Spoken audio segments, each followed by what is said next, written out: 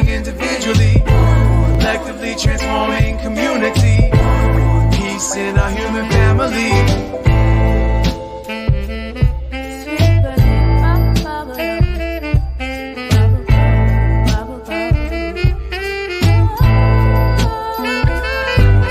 One love, one growth, as above, so below. Feel the pain in my soul, the red pill dissolved. Organized, no matter the cost. Politicians start wars, they don't fight, they sit the poor. And nothing lasts forever as long as we stay together. Give hell to the masses, watch the unity rapture. This is for the kids and the culture. It's one love, one growth, one light, light warriors. I'm sorry, I clicked the button too fast. What you said that timer was for? What now? What did you say your timer was for? To remind me to get on the show. Oh. Right. So I'm not the only one. I have to run my life. I'm very ADHD, so I have like so many timers set. Oh, look, my partner is the same way. Like, she has a timer for everything. It's insane. I just hear the timer go off all the time, and I'm just like, and I'm still late. Well, this time you were early. I was, yay!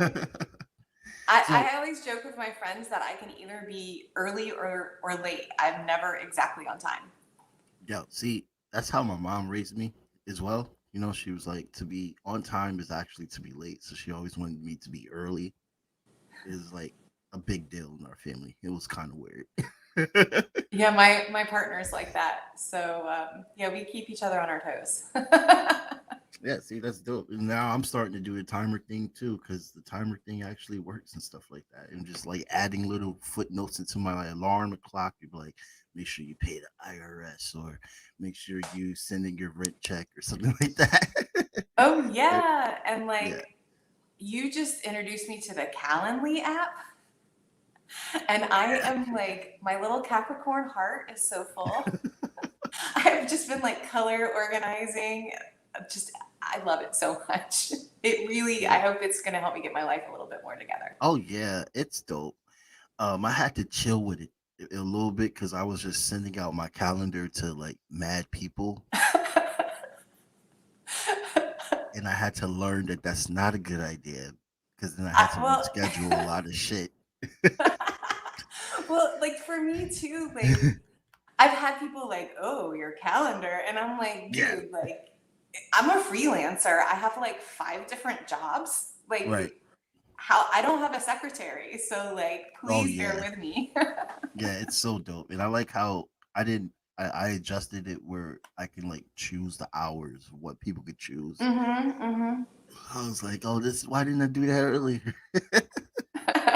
Well, and for me too, like what I've been doing is like, I'm thinking about like using it like for my art, really nice. To like schedule like weird interactions that people can have with me, you know, like, hey, come like, I don't know, tell me a secret or something like that. And we'll schedule a call and maybe I'll make art out of it. I don't know yet. It's like still brewing in my head. Oh yeah. That's freaking dope. That's dope.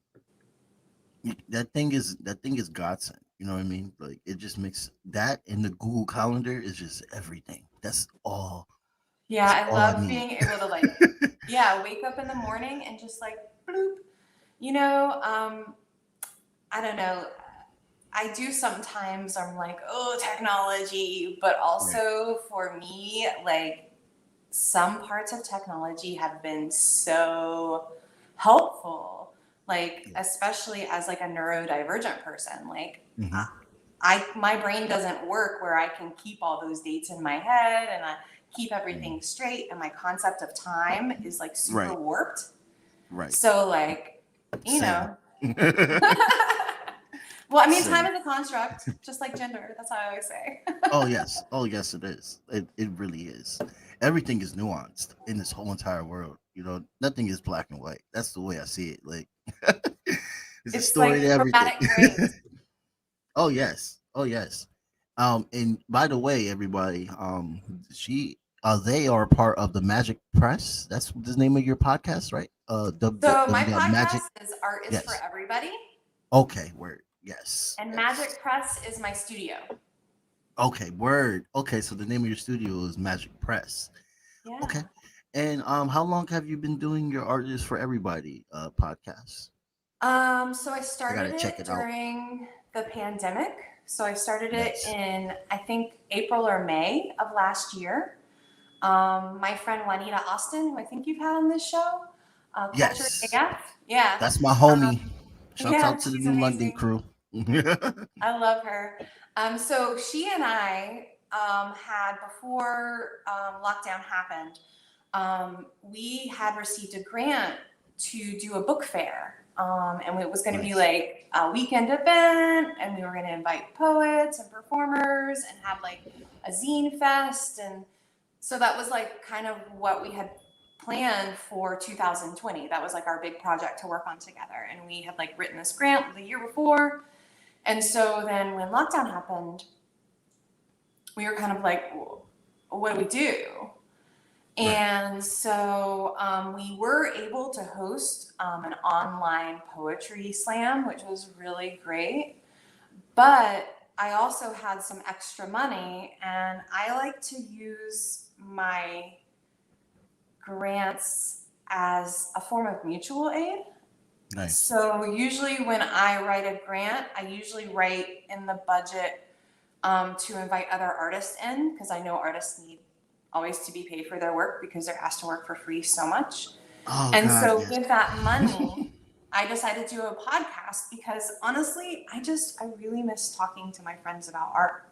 Right. You know, like living and working in New London and in the Connecticut shoreline, we're like, there's so many artists, and I would be like walking just like to get a coffee and run into somebody and be like, oh, what you doing? What you working on? Mm.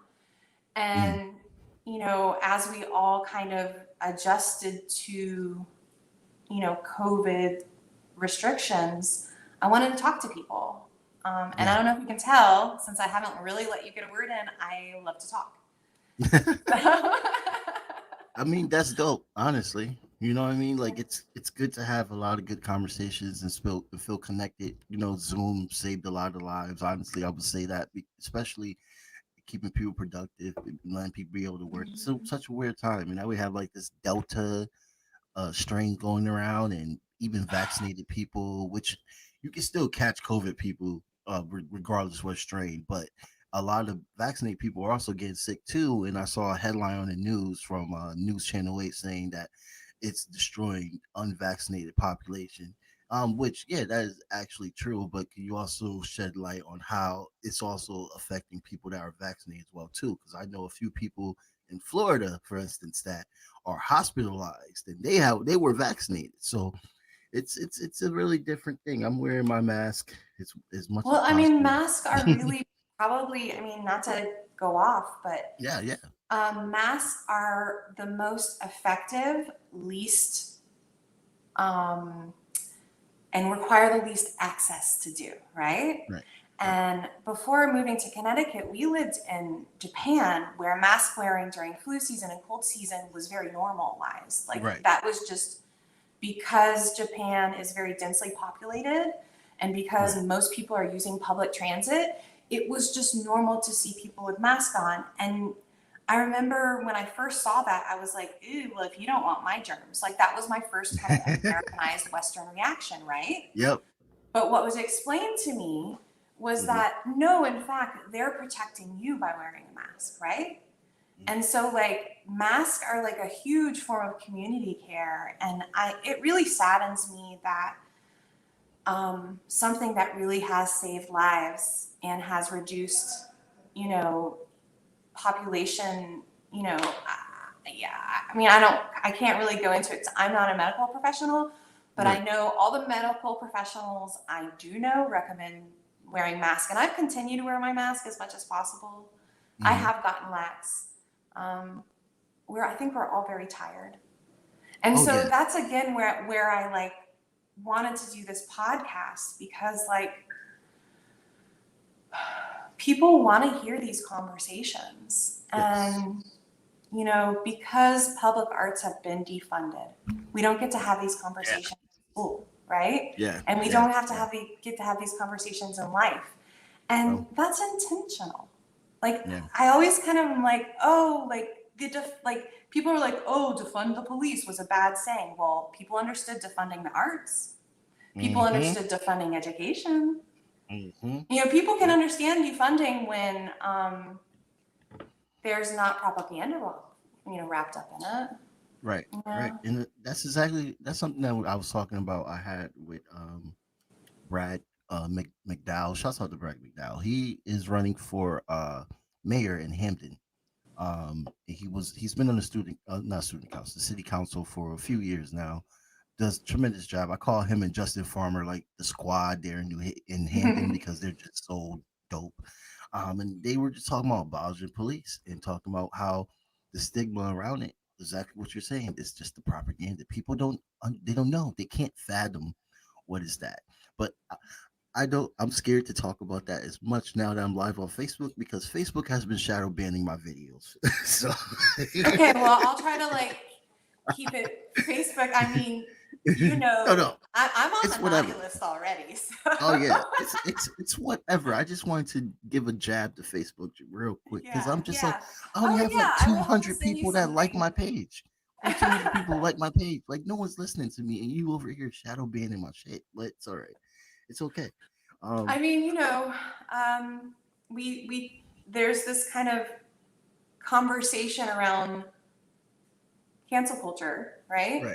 Right. And what I rarely hear addressed is shadow banning and the way, particularly SESTA and FOSTA, the passage of that. It's an act that was supposedly to protect sex workers and people in sex work, but what it ended up causing is like Tumblr. It was like the downfall of Tumblr because Tumblr banned all sexual content, and that was like where a lot of queer artists shared their work because Tumblr really was like a very much an open forum. And then it slowly crept into Instagram to the point now that like I actually had to like take a bunch of stuff down, just stuff that had been on Instagram for 5, 6, 7 years because I've been on Instagram for like almost a decade now. Yeah. And stuff that had been up for like I said, like most of that time was I then got like community warning about. And so yeah, it was really insane. Meanwhile, my DMs are filled with like all these porn accounts, you know, like, and I don't know. We like the thing about censorship is that it's always about power. Yes. And who has the power to censor. And so when these white cis men complain about cancel culture, what they are complaining about is losing their power to be harmful on a public stage. Oh, Aly. and I mean, and there's some white women in there too. Yeah. Because that's how white supremacy works, right? And as a feminist and a queer artist who has been making art with nudity and with quote unquote inappropriate imagery for decades, you know, it's really, it hurts me. Yeah. And not just like as a business person, but as an artist, because my first experience of witnessing like queer art getting banned were the National Arts Endowment trials in the 90s. Wow. And that was a backlash against ACT UP. What is the national, what is it called again? So the National Art Endowment still exists, although Trump did try to defund it during his thing. And the National Arts Endowment is supposed to be is supposed to fund public art. Okay. And for many, many years, that is how a lot of American artists supported their families and were able to have art as a full-time job. Okay. It also supported quite a lot of like after school programs, a lot of public art programs. And in I can't remember exactly, but it was like in the mid 90s, there was a huge conservative backlash where they used the work of Robert Mapplethorpe and a few other queer artists who were, pushing boundaries to defund them. And there was this huge, and I think Sally Mann got caught up in it. Sally Mann kind of got this caught like up in it? hidden history. Oh wow, yeah, this sounds very hidden because I'm familiar with Sally Mae a lot. Yeah, and so like there was this huge, and what is so disturbing to me today is that these same conversations that were happening in the 90s when I was like 13, 14-year-old and first coming into like my like awareness of politics is that think of the children. Think of the children. Always. It's always the children. Meanwhile, like those same people are like, let's open up the country while 12-year-olds are still unvaccinated. Right. So what about the children then? Right. Like that's kind of like where I'm like, it's never really about the children. Right. Because what about queer children? What about trans children? Right. Right. They exist. And you're a parent. You're also a parent, right? You have I'm a parent, some kids. I am. And my son has grown up with my work, like in the house. Yeah. What is it like being a parent that is also non-binary? You must be annoyed with those motherfuckers that you got to go see during like school teacher council or I tend to avoid some of those meetings because they can be pretty triggering.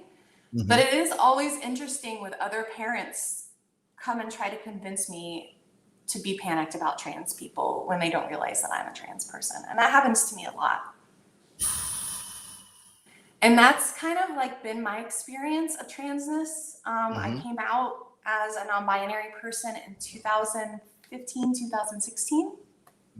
Thank you, Tumblr, for teaching me the word genderqueer. Like as soon as I read that, I was like, there it is. That's it. Oh yeah, Tumblr used to be the shit, and I was dead now. I still have an account. So I mean, it is interesting to be a parent these days.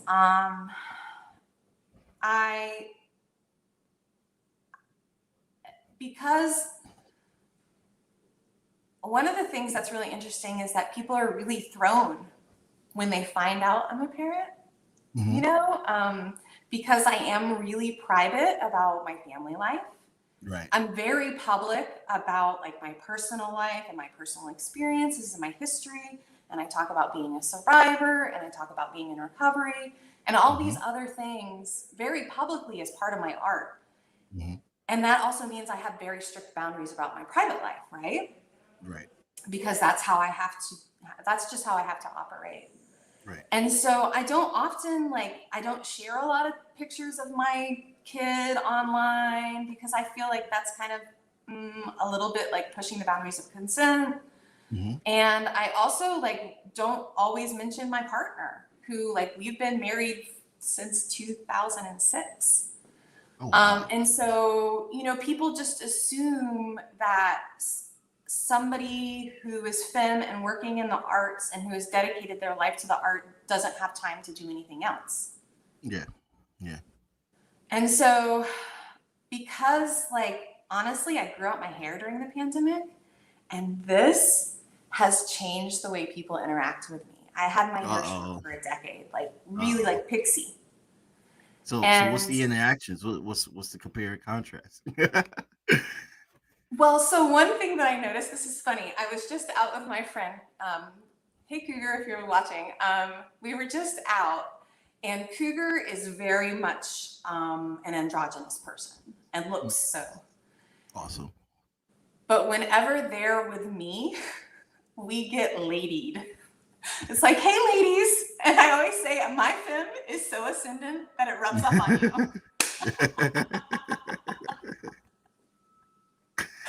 Oh God. They don't know what to do up there. I mean, it's confusing because, and I really think the whole pronoun thing, I support everybody using whatever pronouns make them feel comfortable. I also think that the pronoun debate, if we want to call it that, is very much the gay marriage of trans rights. Does that make sense? In that it's this thing that like cis people, heterosexual people are very comfortable debating and very comfortable talking about, right? Yes. But they're not so comfortable talking about how they continue to discriminate against us. And pronouns, really, they isn't really like, that's just the closest approximate pronoun that works for me, honestly. Right. I know he's not right, and she's sometimes okay, and they's fine, you know, and it works. And I know if somebody uses they for me, that they see me. It's almost an everyday thing, honestly. I hear 24/7. The straights are triggered. The straights are very triggered. And I'm just sitting here listening to them, and then they see me. They're like, "Oh shit, tone it down a little bit. Tone it down a little bit. He's queer." I think the liberation part for me is that like I am liberated. Like what the straights think about me and what cis people think about me is none of my business. And I am very happy to live my life as a queer person out loud for other queer people. And if straight and cis people are affected by it or changed by it, all the better. But I'm loud and I'm proud for like the queer kids who can't be. Oh yeah, definitely. I feel like it's such a necessity to keep talking about this because even in our own community, the queer community, there's a lot of toxic individuals that add to this oppression. I could think of a lot of a good amount. I don't know if you had that experience yet. How many like I know you had the experience, but do you still like see those people that like are very toxic towards their own community? Like they're just like, oh, I'm just a lesbian, and that should be the only way, or oh, all these acronyms and stuff, and I can't keep track. Like that type of shit. Yeah, and that's always like that's really confusing to me because I guess I came up in a queer community where like we were constantly making up new ways to describe ourselves, right? We were like part of queer culture, and actually this is part of queer art theory and written theory, and you can like it's actually like academized, but also just from my own experience, like queer people love to play with language. Yeah. Because like language is such a part of power, right? And so like I remember like as a kid even changing prayers in church to make them fit like my worldview. And so like there's this thing too, and whenever I see, so I mean, TERFs can fuck off because they're fascists. I'm sorry. No, they're fascists and they're connected to white supremacy, and they're being funded by fascists and white supremacists. So like TERFism is just a like that. Okay, so however, unfortunately, they have a lot of money. And they have a lot of support and power to make things hard to live as a queer person. And we've seen what's happened in England, and now it's coming to the United States. Can you speak on what's going on in England? What happened in England? Well, so it's ongoing, but basically, so if you're not familiar with the term TERF, it stands for Trans Exclusionary Radical Feminist. Okay, and so I think I first encountered one on Twitter in like early 2014. And I wasn't quite out as a trans person yet, but I was definitely always supported. I had trans friends, and so it was actually one of my first really terrible negative experiences online, was being dogpiled by TERFs from England. Oh no. And you know, basically they are regressing to this very patriarchal idea of what it means to be a human, And it's tied to white supremacy and specifically like eugenics. Yes. Like it is not an exaggeration to say that some of the research that they use is research that was written by literal Nazis about queer people and trans people. Yeah. And the language that they're using, like degenerate, that's straight out of Nazi Germany, 1930s. Yeah. And this is why I wanted you to break it down, because hell yeah. Just so people understand. So it's and unfortunately, I think within the queer community, there's a lot of racism that just there was never addressed. Because if you think about it, like the queer community came out in a big way. Like there was like a lot of like liberation that came, well, I mean, you can go back to the 30s, and then Nazism happened. So you can follow that. It's like queer liberation, fascism, queer liberation, fascism. It's a cycle, right? Yep. And so they're using the same playbook, the like, oh, what about the children? Like what they say about trans people today is what they were saying about gay and queer people and lesbians and everybody in the 80s and 90s when I was a kid. So like they're not even new. Yeah, they're not even like updated. Because queer history has been erased. Yes. There's a lot of people who don't have access to that, right? Yes. And that's part of what Magic Press and zines are about to me, is like, that's dope. Like, sharing this knowledge. Like I was lucky enough to grow up in a time where art hadn't been defunded yet in public schools. And that's how I had access to it. And I was lucky enough to grow up in a family that really respected the arts. We were like Irish by descent. And so arts is a very big part of our family. Right. And, but not everybody was. And so I'm getting distracted, but basically like turfism is at the root of a lot of this stuff. Right. And there's a lot of great writers, the Siobhan O'Reilly, what's her name? Anyway, I can like give you a list of writers. There's Caitlin Burns is a trans writer, and who has been, because there's like they've been investigating now, because like basically if you follow the money, it all goes back to like the same people who have been funding Trump are funding the anti-trans agenda. Oh hell yeah, follow that money. And if you follow also a lot of people who are pushing the abortion laws, and so a lot, I think, of like the internal struggle in the queer community is unfortunately internalized self-hatred. And so I'm much willing to be compassionate for fellow queer people. I mean, to a limit. Like if you make me feel unsafe, like I can still have a compassion for you, but I can also still have a boundary. Right. Exactly. And where I get really frustrated is how feminism has been co-opted, particularly by white women, particularly by this like conservative, liberal white experience. And I actually have faced more discrimination in person in feminist circles than anywhere else, particularly in Connecticut. And that's been really, really hard for me, because I am deeply feminist in my practice. And, it's frustrating because I think, I'm going to this feminist space, so I'll be safe. Right?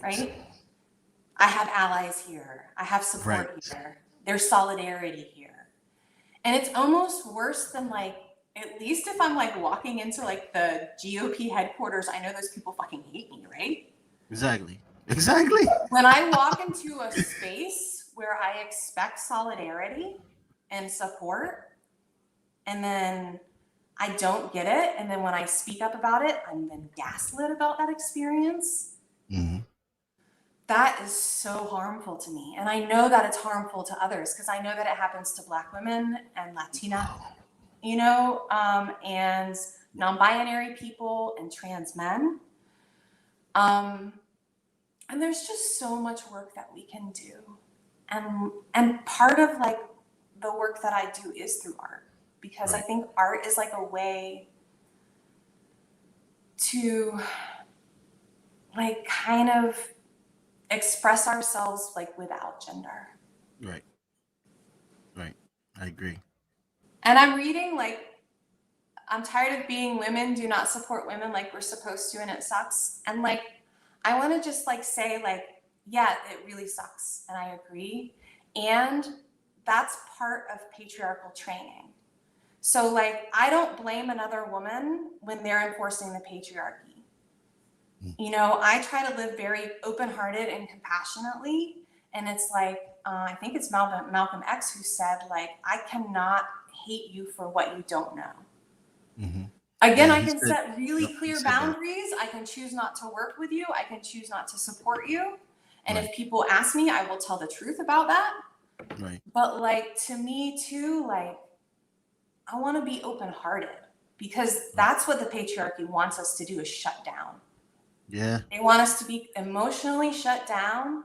They want us to be disconnected from any community. And they want us all to be these individuals running in circles. And like, and that is like, it's so damaging, no matter if it's in the feminist community, if it's in nonprofit culture, it's everywhere. And like, that's why to me, it's like, I'm radical. And I go by yeah, go ahead. Oh, my bad. I didn't mean to cut you off. I was just thinking, because it's honestly just universal in that way. Because I was talking to Comrade Perez. I don't. He's a comrade that's in Jersey, and we were talking about how stressful it is to just educate people and talk and have these tough conversations, which you have to do. Honestly, you got to have these tough conversations, because if you don't, then the Nazi down the street is going to talk to them, or the turf down the street is going to talk to them, or the anti-trans person down the street is going to talk to them, or the cop down the street is going to talk to them. You have to talk to them. I had to learn that for myself. Is the education is out there, so you have to educate yourself. And I thought that was the right thing to do, until somebody pulled me aside. Was like, look, that's a kid, bro. Like, you could talk to that kid. Talk to that kid. Well, there's like this really great thing about, for me, like growing up emotionally, is that I have this thing now called discernment. Right. So I can, if I'm faced with a situation where I feel like education can happen, I can discern that. And if I'm faced with a situation where this person is completely probably closed, then I can say, okay, I will be harmed by this interaction, so I choose not to have it. That's exactly what I was saying. Exactly that point. Because you can't have a conversation with a Candace Owens or a I don't even want to name all these people, but they're all just different versions of the Megyn Kelly and the white Jesus concept. They just have a whole little practice and everything. So well, you and can't we talk can't to these take them people at face value either. Right. Like they are not having an authentic experience. They are being paid to say these things. They benefit from saying these things financially. Like, so like they can't be trusted. And again, this is like the problem with like liberalism, is that they continue to debate the GOP and the fascists on like honest terms. But not honest with the DNC. And they're not. And so that's why I'm radical, because radicalism for me is grasping things at the root. And I'm quoting Angela Davis. Like, but it's the root. And I'm a gardener. So think about when you pull a weed out and you don't get it by the root. All it does is spread. All it does is multiply, actually. Right. And I went through like anti-racist, anti-fascist training in the 90s in South Carolina. And so like that was a completely different experience of anti-racism and anti-fascism. How so? We never talked about white privilege. Well, of course. I mean, I think that term probably did exist, but it Mhm. wasn't part of anti-racist training, because it was assumed by the time you got to anti-racist training and you were ready to train as an anti-fascist, Mhm. that you had already acknowledged some of that. Mhm. Yeah. I mean, and look, I was very young, so my memories are not completely accurate. Are not accurate, but you know, they're fuzzy. I was young, Mhm. and a lot happened in between. But the woman that I trained with, she trained with, have you ever seen the videos of, it's like Jane Goodman, I think her name is. She's like a gray haired lady with like round glasses. Yeah, Her you know videos go her? around, but she's like hardcore. Like, if you started to cry, you had to leave the room. Right. You know her? So I can't remember her name, but she's very famous for Yeah. teaching anti-racism. Yeah, I know who you're talking about. Yeah. I've studied her a few times. Well, and she's very confrontational. Yeah. And so that, I think that was the difference. I think to training down south to, I trained with a lot. I don't know. It was just different, and it was a different time. It was before 9/11, and Yeah. I wasn't even born. Yeah. Oh. Okay. So 92. I'm 92. So, I mean, I did a lot of my anti-racist training in like the late 90s, early 2000s. My early stuff, like it was when I got into college. It was like Free Mumia was like a huge thing. That was That's like the one of boy. yeah. Hope It it was still stay a Free huge Mumia. thing. I'm pushing that shit. Hell yeah. But you know, that was kind of my background. And so, you know, there's nothing wrong with the anti-racist training, anti-bias training that I have experienced now, because I do think it is necessary. However, I was disturbed in a few of the programs that I participated in how white feelings were centered. And that really, like, in one instance, I actually like intervened because, you know, some things were happening. And unfortunately, the arts is full of this kind of denialism. Yeah. I agree, especially in the music world. It's a very big deal. It's kind of like there's this like the arts think they get a pass. Yeah. Because we're the arts. Oh yeah. I could definitely see that. And so I actually did my thesis at RISD, which I completed in 2016, was entitled The Imperative of Activist Pedagogy in Art Education. And it's because that I found in art education, specifically visual art education, was about 30 years behind implementing social justice and like kind of teaching methods that were trauma informed, race informed, gender informed, all of that. And there's a lot of reasons behind that. Number one, because the arts have always been struggling just to get funded. So I think a lot of times we are afraid to kind of speak to these things because, I mean, I know I've been told all my life, you got to separate your politics from your art or you'll never sell anything. Oh yeah, same thing with music. Right? It's like, oh, you got to be palatable. Yeah. And you know what? I'm tired of being palatable. I'm spicy. I'm not for everybody. Actually. Exactly. Facts. And I'm chill. I'm just here to party. Wait. But you know, it's mind-boggling to me because just like music, a lot of the great, unless I've been under a rock or somehow, but a lot of the great art pieces I have witnessed and seen of a modern era is politically and racially charged in a way. It sends a message, and also for queerness as well too. Like the art that I see a lot of queer and trans people give out in this modern era is just phenomenal. So it's like at this point, y'all they shouldn't be telling people this because that's just what the culture is. Honestly, Well, yeah, and I would say that it's ahistorical. And if you study art history, whether it's musical, dance, anything, it's ahistorical that art and politics have been separate. All you have to do is go look at the Black Panthers. Art education was part of the Black Panther Party platform. Yep. Yes, it was. And there's been a lot of talk about critical race theory. Well, part of critical race theory is actually that art and politics are that the personal is political, and art is nothing if not personal, right? Right. And that one of my favorite pieces of writing, one that I reread a few times a year, and I always recommend to people, is Art is Not a Luxury by Audre Lorde. Yeah. And that she breaks it down in about two-page essay about that, art is not what we do when the work is done. Art is the work. Art is what helps us imagine these futures we are working for. Without art, we cannot even, we can't imagine it. And if we can't imagine the change that we want to see through our art, then how can we create the change? And again, create.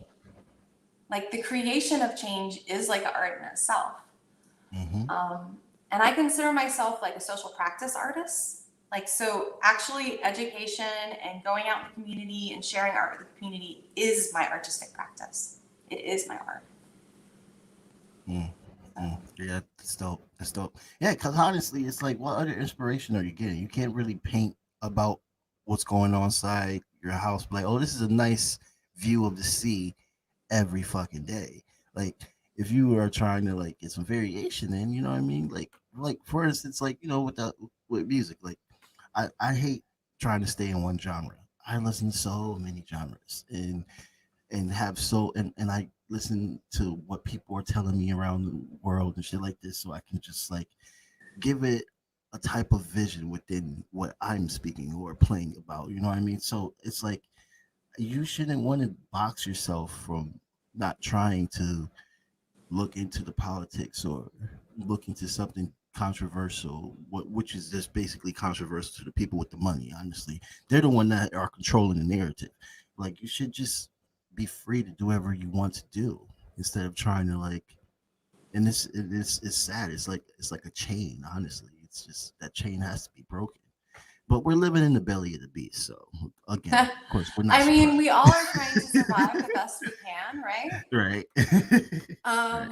But I also think for me, and I was just talking about this with a friend, and so mutual aid helps me be responsive rather than reactive. Right? And so that's something I have learned in recovery as a assault survivor, is that I'm not responsible. My feelings, I can't really control my feelings. When I have a strong emotion, it comes, right? Right. But how I choose to respond and behave, that is my responsibility, right? And so I don't always, come on, I have a bad temper. I'm just gonna be real about it. And I work on that really hard. And anger is useful. Oh yeah. And anger, for me, what happens for me is I gotta feel it, then I gotta deal with it, and then I can heal it. And so too often people want me to set aside my anger, and I'm no, I can work through it. And actually working through it is gonna help me process it. So what I was talking about today is I've heard a lot of people kind of dogging on oh, if you're unvaccinated, you suck, right? And number one, that's pretty ableist. Number two, it doesn't really account for the people who are in working families and can't take their time off or don't have access, or all these reasons, right? But also for me, I'm okay, yeah, it's really frustrating to do all the right things and still not be able to be free because some people aren't really doing what they need to do. But have you reached out to your friends, your neighbors, your family, your community? Have you made sure that the people are vaccinated? And if they're not, are you saying well, I can watch your kid while you go get vaccinated? Or I can drive you to the vaccination spot. Or for me, I have a really hard time as an ADHD person with like all the admin stuff and trying to find, I like had like a mental breakdown trying to get on when like they first released the vaccine, right? So maybe reaching out to somebody is like, hey, let me help you. Like I've been doing that with like some of like, it's my like in-laws down in Alabama, and we're trying to help them set up an appointment, right? Because they can't really access the internet and they don't understand it. So that's what I'm talking about. Like mutual aid is like, I think number one, it works. But number two, it works for me because it helps me like, I can get really wrapped up in what I'm angry about. But where I find healing is when I'm doing something. And when I'm taking an action, and even sometimes if that action is just to sit still and do nothing, which is the hardest action for me. Yeah, sucks. Just sit still, do anything. Well, and I have to trust my comrades that maybe somebody else is better suited for this. Right. Yeah, mutual aid is it's a journey. I have so much. I like it small and local. Like just like honestly, like I did this project over the pandemic where I collected art supplies and then I redistributed them. And it was like, it was me and 2 or 3 other people, and we distributed 150 bags of art supplies to young folks who were in domestic violence shelters, some women in recovery. Like, it was just kind of like, I used my networks. And I remember thinking, like, I went to, I think Life in My Days did a mutual aid kind of Zoom thing, right? Where it was like a lot of training. We did. Yes, you did, right? And I listened to you guys. And one of the advice is that, like, number one, bureaucracy is oppression. Yeah, fuck that. You know? So, and then also, like, sometimes trying to outsize what you're capable of, that's what leads to these, like, sick nonprofit cultures, right? Yes. So, like, which is the reason why the state thing doesn't go on. Oh, I'm sorry. Right? Go ahead, continue. You know, like I knew what I could take on as an individual, and I knew that I had 1 or 2 people that could support me. Right. And I thought to myself, okay, well, I don't know anything about collecting food and distributing food. I don't know anything about like getting these people vaccinated or masked or anything like that. But I do know a lot of artists who are cleaning out their drawers and are looking for a place to put their art supplies. And I do know a lot of people in different communities who would love to be able to give these art supplies to, you know, young people or people in need. So like that, and I was like, okay, so I can do it. And it was great. And I might art is expensive. Yeah, art supplies are so expensive, right? Yeah, so that's a blessing. God.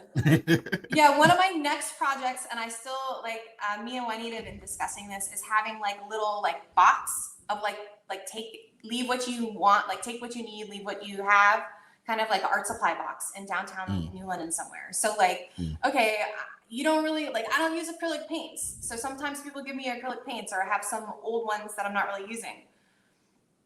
So I take them to the box and I might find some paper that I need, you know, and it's like a lending library, but for art supplies. Right. One of my like heroes is Theaster Gates. He's a social practice artist working in Chicago, and like he's been doing stuff like that for years in Chicago. And so like that's the kind of thing that I'm into, is like just if everybody kind of looked around them and was like, hey, what actually can I do? You know? Right. And like sometimes it is just giving money, but also like there are things that like maybe you're good at. Like so I have to say this one thing. If you are good at admin, like scheduling, paperwork, accounting, any of that, and you want to do something for the movement, please go get in touch with like your local mutual aid or your local like women's shelter or whatever, right? Because you will be so much appreciated. As like an organizer, yep. We always need an admin person. Always. Fucking always. It would be like, I mean, honestly, like if I could have an admin person for every project, I would like kiss their feet. Like I just like, It's a lot of work. You know what I it mean? is. And then you It gotta is. put your boots on the ground while you're doing that. It's just Mm-hmm. stressful. It's And a it lot and of it's work. and it's doubly stressful. Like so for me, like it's part of like my disability that like Mm, actually like the stress that I get from having to fill out like a really simple form is like, you yeah, know, and even the build up to fill out the form. Like, yeah, don't get me yeah. started when I know I have a grant project due. Like, there's like at least a week of angst. I'm like, like just this frozen angst. Yeah. I just stare at the dock and I'm just like, oh no, no, I can't do this. Yeah, and it's really like my husband always jokes like it's just part of your process at this point. Like he knows me, he's gone through this process with me so many times. Like if it's either writing a grant or curating an exhibition or organizing like a project, he knows like there's going to be a week coming where I'm just like a mess. Mm. And thank you for supporting me because like I gotta have like he's just like okay well it's that time, it's the angst time, like I'm gonna make you some peanut butter cookies. Sounds like a supportive Leave you person some right there. bacon on the counter to grab. Yes, the bacon. Peanut butter cookies and bacon actually like are a really good snack for the morning. Oh, really? Yes. I need to No, get not on top really, of that. but I tell Oh no, myself that it's super healthy. I believed you. I was Because you ready. wanted to. I had ideas. I was getting ready. Actually, like I convinced him one time and I like sprinkled bacon bits on top of like my peanut butter cookie and it was actually fire. Like Oh, really? yeah. Oh, word. Okay. Okay. Well, I'm not judging that. Well, I love bacon and I like peanut butter. So one day I knew that I was going to mix. So this might Mm. be actually a calling for my life Mhm. to just get it done and stop. Like a peanut butter and Uh, bacon sandwich? I don't know. I mean, it could work. I don't know about the bread though, but I don't know about. I'm not trying to go that far, but maybe the bacon bits is a good start, and then Yeah, you yeah, lead bacon on. bits, You know, bacon bits. Yeah. Well, make have you sure I ever have had some like bacon tongs. chocolate? Like bacon and chocolate go together really well. What? Mhm. What? Oh, really? Mhm. Okay. I mean, you can Try have chocolate it. syrup, so Yeah, it's like it's that it's so for me like in all things I'm kind of like non-binary. And that even has to do with like my taste in food because like I don't like sweet or savory. I like sweet and savory mm, together. mm, Like and I kind of joke like I call myself queer because it just encompasses all of it. Because like I'm queer by being neurodivergent. mm-hmm, I'm queer in my sexuality. I'm queer in my gender, and I'm queer in my kinky. mm, Like and like I just queer it up wherever I go. That's like going in and I don't know. My friend Ty says there's like this like part of the movement where like mm, people are like the agitator, mm, like or sometimes it's called like the disruptor. mm, And I've always struggled with that because I'm like one of those people and I'm like, ooh, I said the awkward thing that nobody wants to say, right? mm, Or I'm kind of loud and awkward and a little rude, right? Because of my yeah, ADHD and my impulsivity. mm, But also like because of my privilege, I can get away with it. mm. And maybe I Exactly. can use it to like make some change. That's why I like to hear. That's what. Take a note, DNC down there in the DC area. Mm. Take a note. All that damn power and what Well, you're I'm not doing. going to say another A word that might Complicit. get me banned from Facebook, but I actually like think abolish the police doesn't go quite far enough. No, it really doesn't. We talked about that. And it felt so good seeing city councilmen say that. I was just like, oh, okay. we're getting in the bag sauce now because to defund is just, I mean, like we said earlier, the defund is just like, okay, they're still It's a around. road to abolition. They're Like still it's a around. pathway to abolition, Yeah, yeah, right? yeah, It's a pathway to yeah, abolition. yeah. And I'm not a policy person. Mm-hmm. I'm not I don't necessarily, my work is less about the state solution and more about the people solution. Mm-hmm. Well, I see it this way.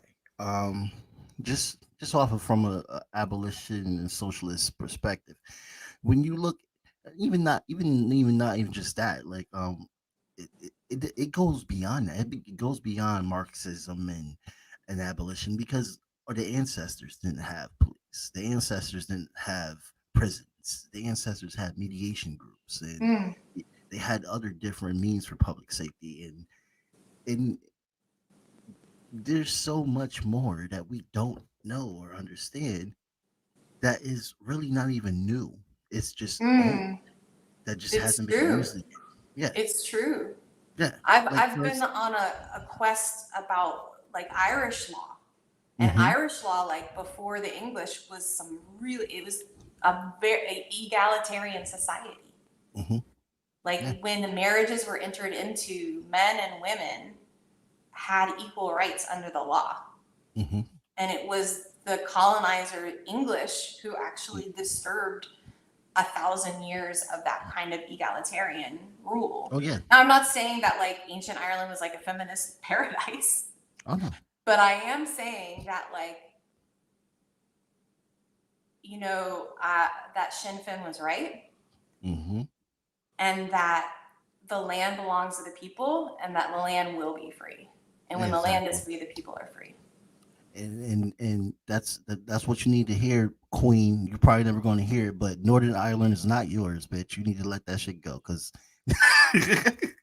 it's a whole nother subject that no one's talking Solidarity about. with Palestine and all other like uh, like territories that are Yeah, being hell yeah. colonized, Oh hell yeah. because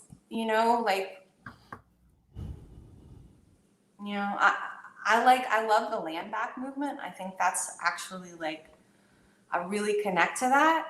And I think again, like abolition and land back, what we run into is people like they cannot imagine what No, they that can't. looks like.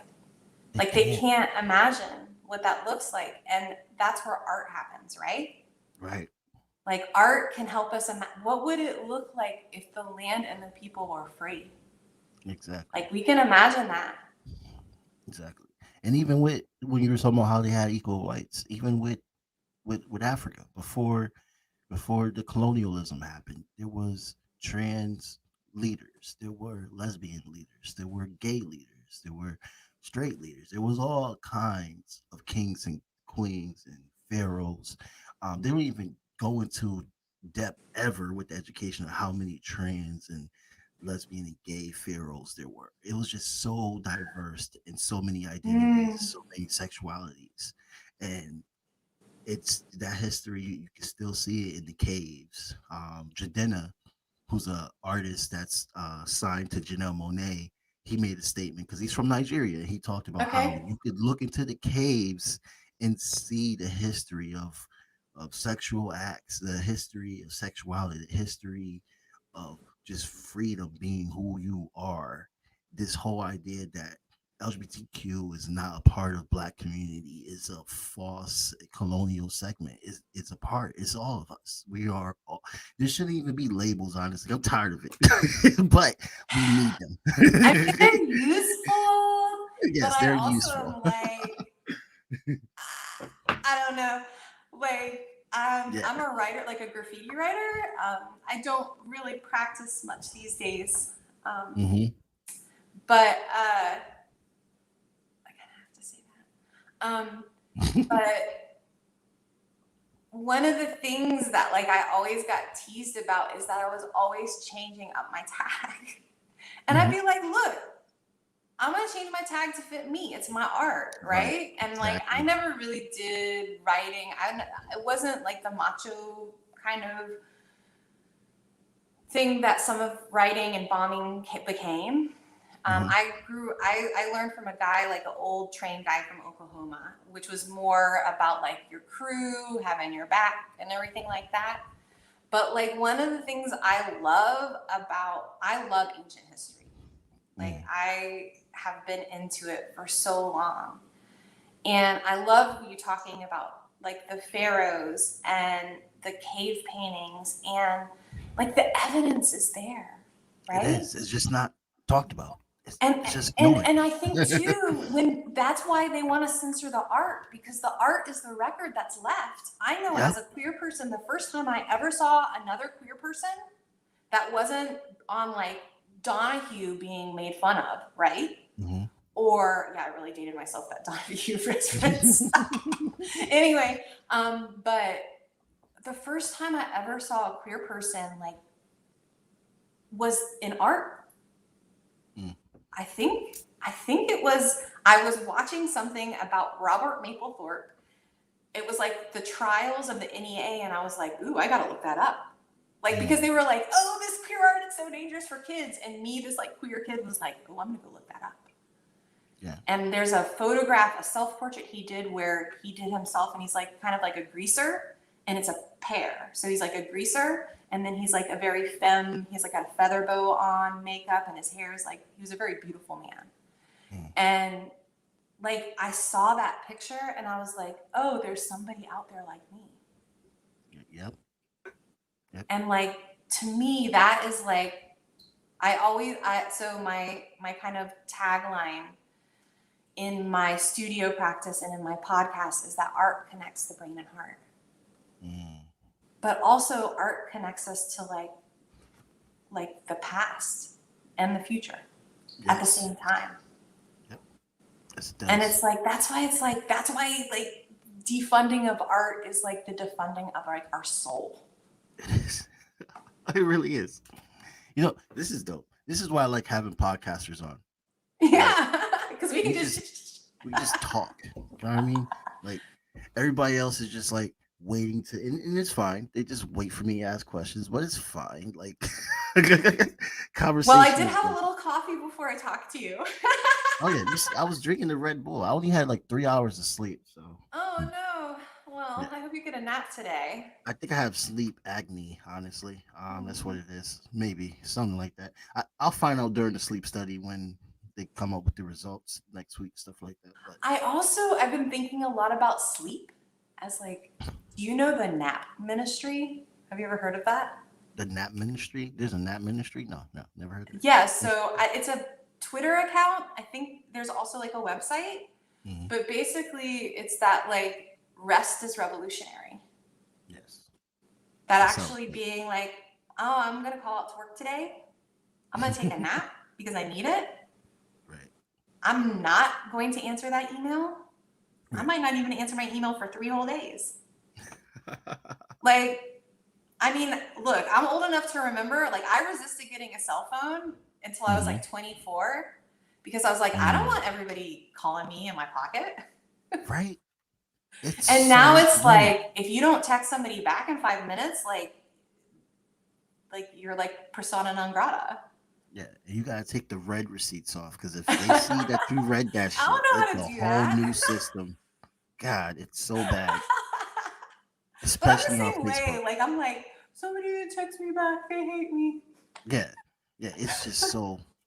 There's nothing you can do. Like you're just like, bro, leave me alone. All right, I'll get back to you. Well, and also like sometimes I'm not going to answer a text, but that doesn't mean I'm not going to be scrolling through Instagram. Right. Oh God, I'm one of those people. I will legit not even answer my messenger and just be on Instagram and Facebook, and it's just like this motherfucker is on Instagram, Facebook, liking and commenting on shit, and he hasn't replied to me at all. Ain't this some shit? And then I'm just like, oh, I'm sorry, blah blah blah blah blah. You're like, yeah, whatever. Like, I feel bad, but hey, look, I don't like talking to people all the damn time. It just gets on my nerves. Like. Well, I have to like when I have time for it. Yeah. Do you have to like prepare yourself for like phone call and stuff? Yeah. Okay. Yes. Like, I have to like like do some like deep breathing and be Right. like, all right, we're gonna Right. call them, and you're not gonna like say something stupid. Exactly. That's how I felt when I was on the phone with the funders last 2 days ago. I was like, "Oh God, please, let's just stay correct. Let's let's stay educated. We don't have a degree. They're probably shocked that we even have this job with no degree, but let's try to do this." Well, and you It's- know what? Like anymore, sometimes with the way student debt is and the way we've seen yeah. these institutions not really care for their students in any sort of practical way, particularly marginalized students, Mhm, and not even marginalized professors. mhm. I actually have told a few students, you know, look into community college. Look Oh into yeah, like cheap. go like learn a trade. Right. Because like you don't have to define yourself by your job, you No, know? you don't. Like I have a friend who is a janitor and then he makes art. And Dope. like that works so well for him that I'm like, dang, why didn't I think about that? That's dope. That's You dope. know? It's a Yeah. union job too, I think. Oh, fellow union guy. That's what I'm talking about.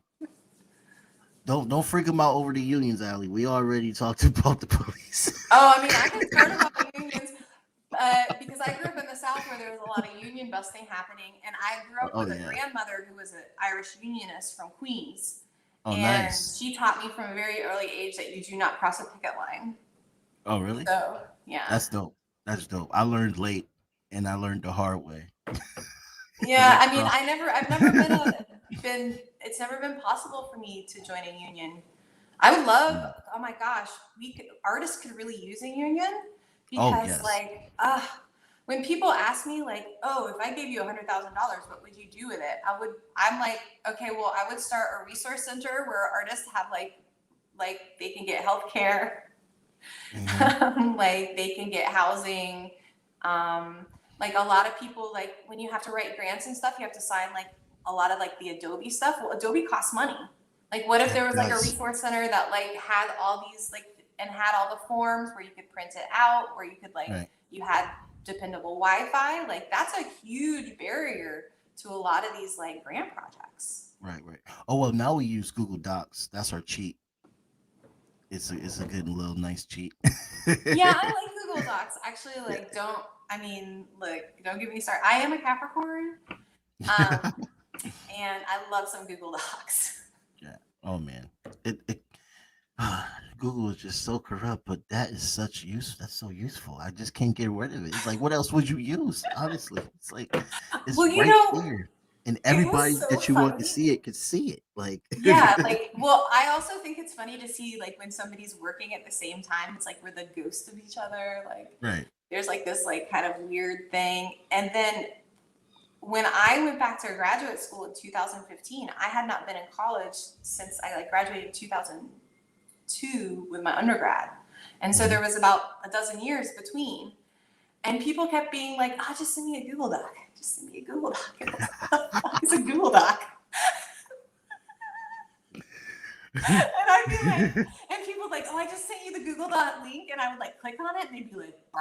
And I'd be like, I don't know how to do any of this. Like I Right. finally had to sit down with my teaching partner and be like, look, I missed about a dozen years of academic study. I need you to sit down and explain Google Docs like I'm 5. Yeah, it literally just destroyed Microsoft Word. I don't know anybody that uses Microsoft Word anymore. It's like My it's just boss makes me use it. oh really? Yeah, but he's in his 80s, so He's old school. very old school. Gotta come up with the times, man. You gotta take that class, take that class. But honestly, no. When I went to South University, they made me use it, and I went to South University like a year before the pandemic, so that's pretty recent. And I was just like, why the do I have this? I don't want this. And they're like, no, we require it all to be on Google Docs. I know everybody, not Google Docs. We require it all to be on Windows. I know that everybody's using Google Docs, but Windows still gives you a better way to do your MLA format, blah blah blah, all that bullshit. And I'm just like, dude, y'all making me pay because that's what it is. is to your tuition. You got to pay for your subscription to freaking Microsoft Word. We'll And give you can I guys tell this you free. that Microsoft Word has a contract with that university, I'm sure, as well. It Oh, gets oh, paid to make you oh, guys hell yeah. use it. Oh, hell yeah. My Yeah. student ID was a Microsoft fucking Well, email. and Google, let's talk about Google again and think about like Google donating all their computers to schools everywhere. Yeah, yeah, yeah. Yeah, that's dope. Like there's some like, I don't know, there's just like, I don't know. It's just like, sometimes I'm like, man, it must be weird to be a kid. Because my kid's 14, right? Okay. And he has grown up in such a different world than I grew up in. Yeah. In some ways, it's really good, you know? Mhm. Like, I didn't have a word for my gender until I was like in my 30s. So, like, for queer kids, like, at least they have the language. Mhm. But in technology, like, these young kids, like, they're very informed, but like on this surface level. I worry because so much engagement is like here when like change happens down here. Mm. Like again, it's like the root, grasping at the root instead of the surface, right? Right, right. It's like, and I've been thinking with my podcast of trying to do like a book, like a reading club or something like that. Because I know there's a lot of people interested in like the intersection of art and activism, right? Mm-hmm.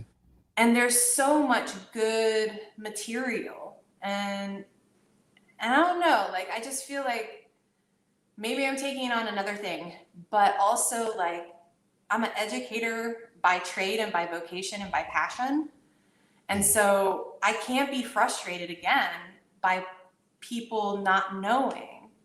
Right? Like if I want to have these conversations about liberation and mutual aid, I got to make sure we're on the same page, right? Right, exactly. Oh Sorry, I no. was looking at my cat. My cat is You kitty? Hi kitty yeah. kitty. He is looking at. We have another cat that's like a guest. Her name is Moonshine. We're cat sitting her, and he's just staring at her right now when he's been mean to her forever. So I'm just watching him like, you better not try anything. Oh, maybe they're coming to a kitty cat peace.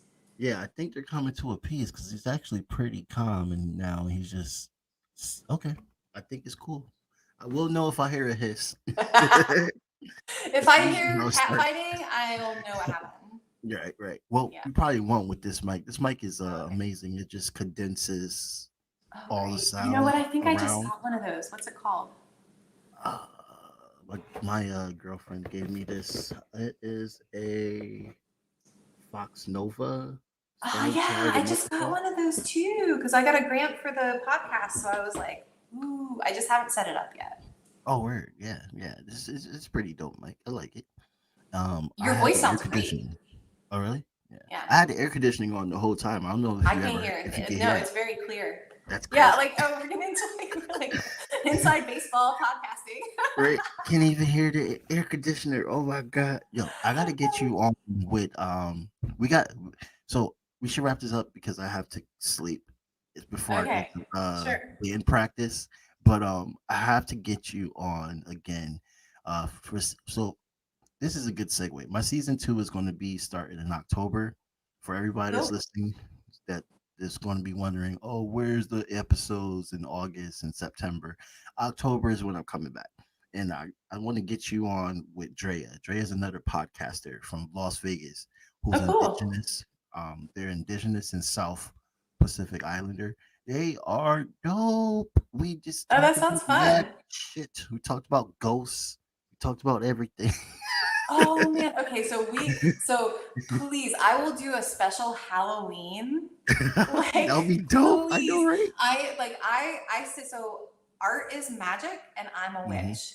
And the trick of it is, I know, right? That's true. Like people think I'm joking, but I actually am a practitioner. I have a patron goddess, the Morrigan, and when I make art, particularly my installations, there is intention there. They are spells. And I also like, I don't really practice like hard magic. I practice like the small domestic magics of like intention and doing things with grace and power and with love. And like, I think honestly, like it sounds cheesy, but like that's to me is like the everyday magic is like what I'm about. Yeah, and see, that's gonna be dope because Yeah. I used to be a part of it. I just Hecate. You ever heard of Hecate? Excuse me? You ever heard of Hecate? Oh yes. Yeah, that's Goddess of the the one that I Crossroads. have followed a lot since I moved out my parents' house. So we could go into depth about that. Like that's They're a my triple goddess too. that's my homie right there. Like I have a statue The of her. Morgan and Hecate sometimes are maybe the same. Yeah. They're very like, there's this kind of like dark mother goddess. Oh yeah. And that is like, and they're really, it's like, I am very attracted to goddesses, deities that scare the patriarchy. Those are two names that definitely do. I've got Aly Ma right behind me. Oh really? Yeah. Oh wow, nice. And then Ocean. Ocean, yes. Ocean. Did I say it wrong? I said Ocean. That's how I heard it. Sorry, I didn't mean to correct you. Jesus. I could be I'm wrong. gonna have to. No, you're fine. I'm gonna have to let you go because my cat's doing stuff. So everybody, dude, definitely, we could do like an ancient goddess podcast. I'm in. Yo, I'm down. Like we feature like an ancient deity. Yeah. Well, and that's why I like the Morgan too, because the Morgan is a they. Oh yeah. Like the Morgan has been gendered. Yeah. But at their roots, they are not. I mean, death and lust are ungendered. That's in battle. Oh yeah. And that's a whole nother conversation part of that. There's levels. Yeah. So you gotta get to sleep. Sorry, I could go for days. Oh no, you're fine. I was just saying there's levels to this shit. You know what I mean? Like it's pretty dope stuff, and some people freak out about it. I'm like, bro, it's just another nuanced conversation. Just relax. Like there's a lot of things that goes on that you don't know about, and we're Americans. We're afraid of change. We don't like to have things that we fear around. I see, and the ones that are not like that, like us, they're just looking at us like, what the fuck. I mean, we are very, look, the roots of Western civilization in the Americas is puritanical. And we've never really come to terms with that as, and particularly like in Connecticut, there's a big history of witch burning. Yeah. And so like, that's part of it for me too. And I tend to go back to like patriarchy is 5,000 years old, right? And like, I feel like it is the root of like everything. Like the root of like colonialism is patriarchy, right? Oh, yeah. Once the patriarch decided that another human being was lesser than because of their gender, then that started the ball rolling, and that, well, if you're lesser than, then I can control you. I have power over you. You know what I mean? And so then, and it's like the Greeks and Romans, and like the Romans were the original colonizers. Yeah. Oh yeah. Oh God. I have so much information on their asses. And again, that's a whole other subject. There's a lot. We can have like 10 conversations. Yeah. Well, how are we going to wrap just have a few episodes? Because this has been such a pleasure. It really has.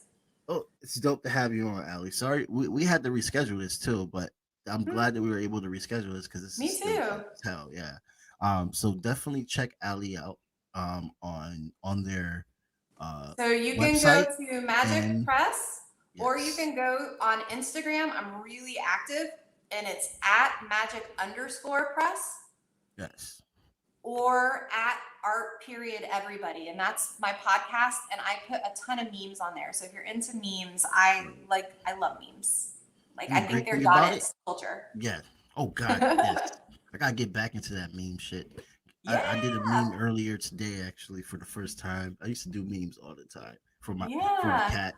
So I gotta get back into that shit. But I put your link right on the description, so they should all have that and everything. Great. And definitely, please share this video. It's gonna be on all platforms. It's gonna be on Spotify, all that stuff by this weekend. But definitely share this video because they're definitely shadow banning me. So just in case they shadow ban this video, at least it can be on a few Spread us different pages. around. Right. Spread us Spread this shit around. around. Spread it around. God damn it.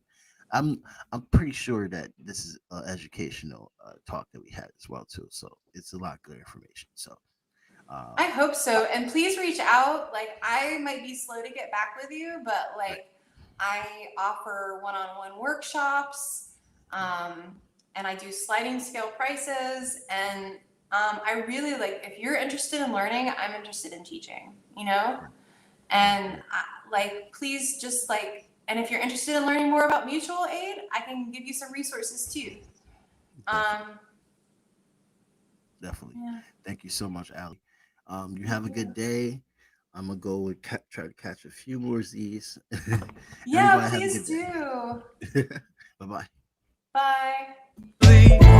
Collectively transforming community, peace in our human family, volume and unity, divine light shining individually, collectively transforming community, peace in our human family.